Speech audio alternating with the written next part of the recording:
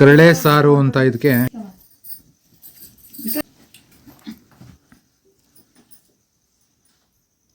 ಕರಳೆ ಸಾರು ವರ್ಷಕ್ಕೊಂದ್ಸತಿ ತಿಂದರೆ ಆರೋಗ್ಯಕ್ಕೆ ಒಳ್ಳೆಯದು, ಕರಳಿಗೆ ಒಳ್ಳೆಯದು ಅಂತ ಹೇಳ್ತಾರೆ.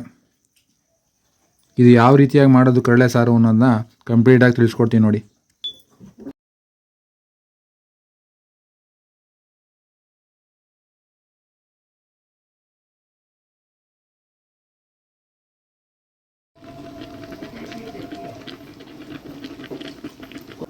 ಹಲೋ, ನಮಸ್ತೆ.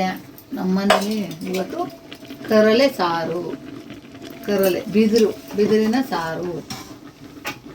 ಬಿದಿರಿನ ಸಾರನ್ನ ನಾವು ಹೇಗೆ ಮಾಡ್ತೀವಿ ಅಂತ ಹೇಳ್ತೀನಿ ಇವಾಗ. ಫಸ್ಟು ಅವರೆಕಾಳು, ಹಸಿಕಡಲೆ, ತಣಿಕಾಳು ಇವೆಲ್ಲನೂ ಬೇಯಿಸಿಟ್ಕೊಬಿಡ್ತೀವಿ. ಬೇಯಿಸಿಟ್ಕೊಂಡು ಕೆಲವರು ಎಲ್ಲ ಕಾಳು ಹಾಕ್ತಾರೆ, ನಾವು ಹಾಕಲ್ಲ. ಎಲ್ಲ ಕಾಳು ಮಾಡ್ಕೊಂಡು ಚೆನ್ನಾಗಿ ಕುದಿಸ್ಕೊಂಡು ಕರಳೆ ಹಾಕ್ಬಿಟ್ಟು ಕರಳೆ ಚೆನ್ನಾಗಿ ಬೇಯಿಸ್ಕೊಂಡು ತರಕಾರಿಗಳು ಕಾಳು ಹಾಕಿ ಅದರೊಳಗಡೆ ಕಾಳು ಮತ್ತು ಅದು ಕಾಂಬಿನೇಷನಲ್ಲಿ ಬೆಂದಾದ್ಮೇಲೆ ಅಡ್ಲಕಾಯಿ ನಾವು ಹಾಕೋದು.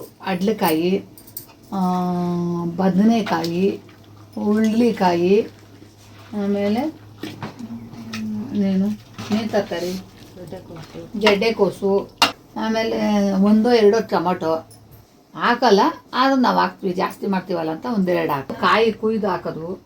1-2 ಕಾಯಿನ ರುಬ್ಬು ಹಾಕ್ತೀವಿ. ದಪ್ಪ ಕಾಯಿನ ರುಬ್ಬು ಹಾಕಿದ್ದು ಕಾಯಿಗೆ ಅದಕ್ಕೆ ಕಾಯಿ ಮತ್ತು ಅಕ್ಕಿ ಇದನ್ನ ರುಬ್ಬು ಹಾಕ್ತೀವಿ. ಇನ್ನೂ ಒಂಥರ ಮಾಡ್ತೀವಿ.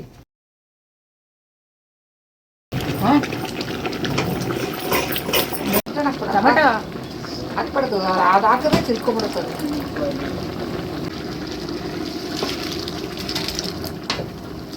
ಕೊತ್ತಿಪ್ಪು ಕೊಡೋ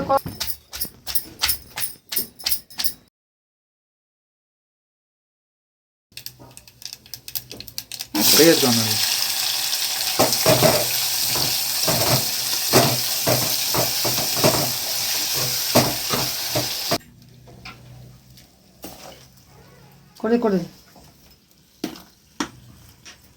ಉಯ್ ಫಸ್ಟ್